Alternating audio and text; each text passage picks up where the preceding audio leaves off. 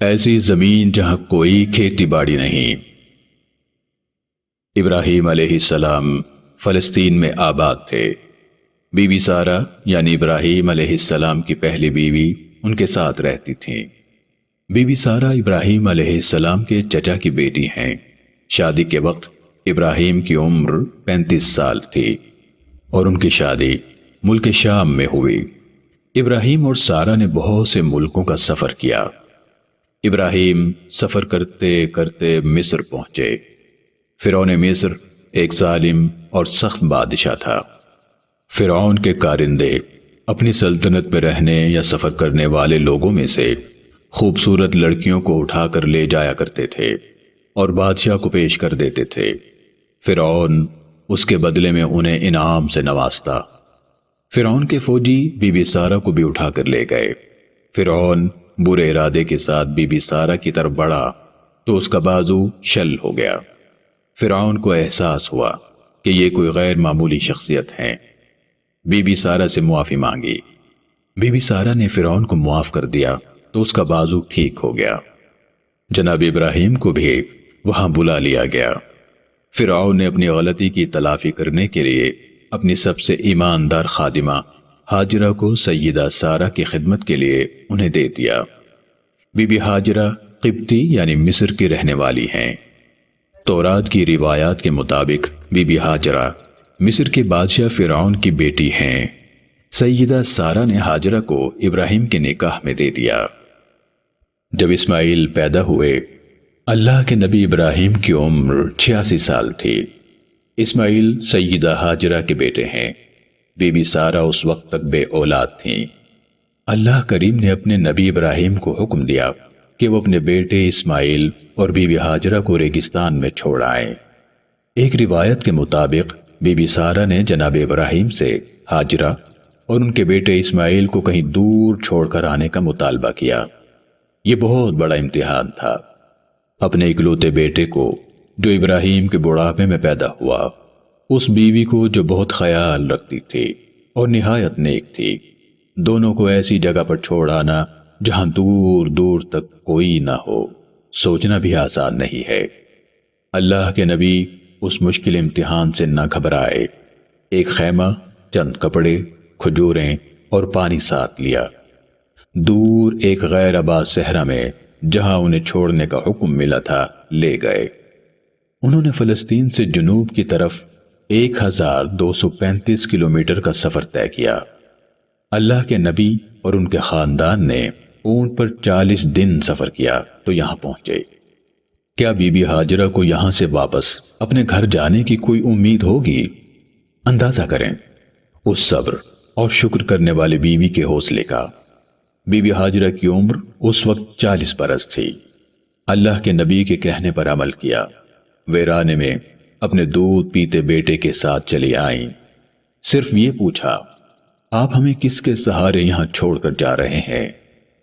ابراہیم کا جواب تھا، واحد اور مہربان رب کے سہارے۔ بی بی ہاجرہ نے اطمینان سے کہا، ٹھیک ہے، مجھے یقین ہے کہ ہمارا رب ہمیں اس امتحان میں کامیاب کرے گا۔ یہ بات بھی قابل ذکر ہے کہ اس وقت وہاں کوئی آبادی نہ تھی۔ یہاں رکنے کا فیصلہ کس کا تھا؟ کیا یہ فیصلہ ابراہیم نے کیا یا سیدہ ہاجرہ نے؟ کیا سیدہ سارہ نے انہیں اس جگہ چھوڑنے کا مطالبہ کیا تھا؟ کیا یہ فیصلہ ہمارے رب کا نہیں تھا جس نے یہاں اپنا گھر بنانے کا فیصلہ کیا ہوا تھا؟ ہم اپنے اور اپنے گھر والوں کے لیے بہترین آسائش، آرام اور تمام نعمتوں کا انتظام کرتے ہیں۔ اچھا گھر، زندگی کی آسانیوں کا سامان، خوشحالی اور بہت کچھ۔ کبھی گمان میں بھی اپنے گھر والوں کو تنہا نہیں دیکھنا چاہتے۔ سبزہ تھا نہ ہی پانی کا وجود، اگر تھے تو سخت اور خشک پہاڑ، پتھر اور تنہائی، وحشت، خوف اور گھبراہٹ۔ اللہ کریم محبت کرنے والوں کا خوب امتحان لیتا ہے۔ کہاں جا بسنے کا حکم ہوا؟ ایسی زمین پر جہاں کوئی کھیتی باڑی نہیں۔ اللہ کے نبی ابراہیم نے خیمہ لگایا۔ بی بی ہاجرہ اور اسماعیل کو اللہ کریم کے حکم پر یہاں چھوڑا اور واپس فلسطین روانہ ہو گئے۔ اب ماں اور بیٹا اللہ پر بھروسہ کر کے اس وادی میں رہنے لگے۔ کچھ دن گزرنے کے بعد پانی ختم ہو گیا۔ اب یہاں تنہائی کے علاوہ پریشانی بھی تھی، زندہ رہنا مشکل ہو گیا۔ اس پریشان کن صورتحال میں بھی بی بی ہاجرہ کا اپنے رب پر یقین کم نہ ہوا۔ پیاس جب بہت زیادہ بڑھ گئی تو بی بی ہاجرہ نے اپنے خیمے کے باہر ایک چادر اس سخت زمین پر بچھائی، اسماعیل کو اس پر لٹایا اور خود پانی کی تلاش میں نکلی۔ باہر تو کچھ بھی نہیں تھا، لیکن اللہ کی اس نیک بندی کو یقین تھا کہ کوئی نہ کوئی صورت ضرور پیدا ہوگی۔ وہ اپنے خیمے کی دائیں جانے والے پہاڑ صفا پر چڑھے ہیں۔ ادھر ادھر دیکھا، کچھ نظر نہ آیا، نہ کوئی انسان نہ پرندہ۔ نظر بھی کیسے آتا، یہاں تو کوئی تھا ہی نہیں۔ پہاڑ کی چوٹی سے ان کا بیٹا انہیں نظر آ رہا تھا۔ ماں کو تسلی تھی کہ میرا بیٹا میری نظروں کے سامنے ہے۔ جب کوہ صفا پر جا کر کچھ نہ ملا تو نیچے اتری اور اپنے خیمے کی بائیں جانے والے پہاڑ مروہ کی طرف جانے کا ارادہ کیا۔ کوہ صفا سے نیچے وادی میں آئی تو اب بیٹا نظر نہیں آ رہا تھا۔ ماں کو چین کیسے آتا؟ ماں کی محبت نے مجبور کیا۔ وہ اب چلنے کے بجائے دوڑنے لگیں۔ جب تک انہیں بیٹا نظر نہ آیا دوڑتی رہی۔ بیٹا نظر آیا تو دوبارہ چلنے لگیں۔ پہاڑ پر چڑھنا اترنا آسان کب ہے؟ اب وہ کوہ مروہ کے اوپر چڑھی، یہاں بھی کچھ نظر نہ آیا۔ دوبارہ سوچا کہ کوہ صفا پر جانا چاہیے۔ کوہ مروہ سے اتری، جب وادی میں پہنچنے پر اسماعیل نظر نہ آئے تو پھر دوڑنا شروع کر دیا۔ یہاں ہمیں سوچنا چاہیے کہ ایک ماں، بھوک اور پیاس، اکیلی اولاد، وہ بھی ابھی گود میں، نہ کوئی اور انسان، نہ زندگی کی امید، کبھی ایک پہاڑ پر چڑھتی ہے تو کبھی دوسرے پہاڑ پر۔ جن لوگوں نے پہاڑی علاقوں میں چھٹیاں گزارنے کے لیے سفر کیا ہے جانتے ہیں کہ پہاڑوں پر چڑھنا اور اترنا کس قدر مشکل کام ہے۔ ہم اپنی خوشی سے جاتے ہیں اور بہت جلدی تھک جاتے ہیں۔ یہاں تو ایک ماں اپنے بیٹے کی بھوک اور پیاس کی خاطر پریشانی میں پہاڑوں پر چڑھتی اور دوڑتی ہے۔ اس پریشانی کا اندازہ صرف ماں ہی کر سکتی ہے۔ بی بی ہاجرہ کی بے چینی ختم ہونے کا نام نہیں لے رہی۔ وہ دیوانہ وار دونوں پہاڑوں پر بار بار جا رہی ہیں۔ وہ سعی یعنی بھاگ دوڑ یعنی کوشش کر رہی ہیں کہ شاید کوئی انسان نظر آ جائے اور پانی کا انتظام ہو جائے۔ سیدہ ہاجرہ 7ویں مرتبہ صفا پہاڑ سے مروہ پر پہنچی تو انہیں ایک عجیب منظر نظر آیا۔ انہوں نے دیکھا کہ جہاں بیٹا لیٹا ہوا ہے اس کے بالکل قریب پانی ہے۔ ان کی خوشی کی کوئی حد نہ رہی۔ کہیں یہ نظر کا دھوکہ تو نہیں؟ کیا واقعی سخت پتھر کے پہاڑوں میں پانی ہے؟ میرے رب، مجھے یقین تھا کہ تیری رحمت کوئی نہ کوئی بہانہ ڈھونڈ لے گی۔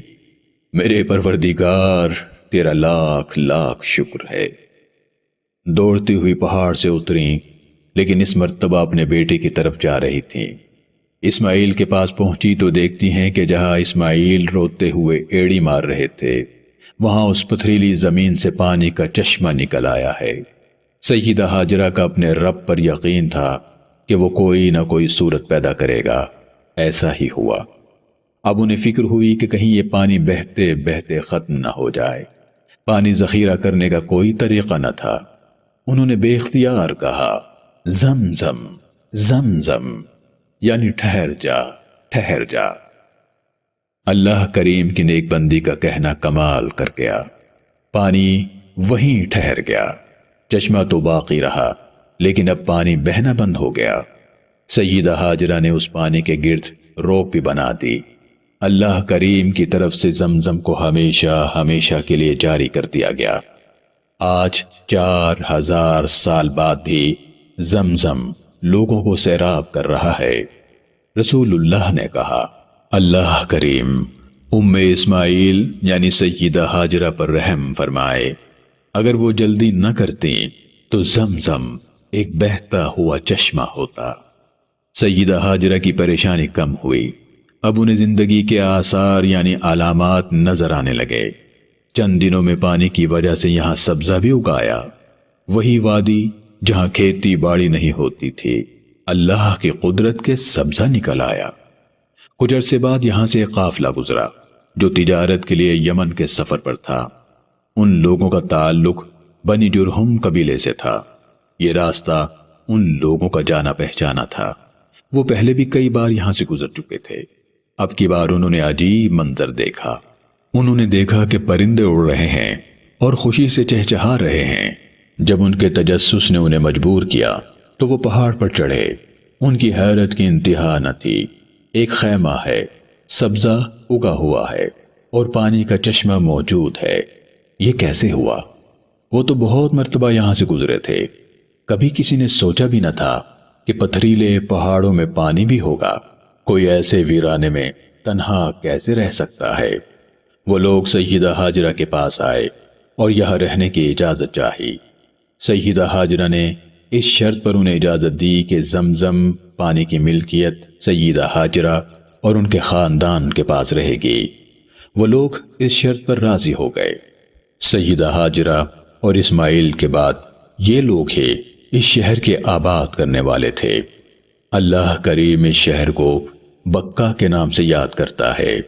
یہی شہر بکہ اب مکہ کہلاتا ہے۔ مکے کی تاریخ آدم سے شروع ہوتی ہے۔ الہامی کتاب تورات میں اس جگہ کو وادی فاران کہا گیا ہے۔ طوفان نوح کے بعد اس شہر میں موجود کوئی چیز باقی نہ رہی۔ سیدہ ہاجرہ اور اسماعیل نے اسے آباد کیا۔ اسماعیل قبیلہ بنی جرہم کے درمیان پلے بڑھے۔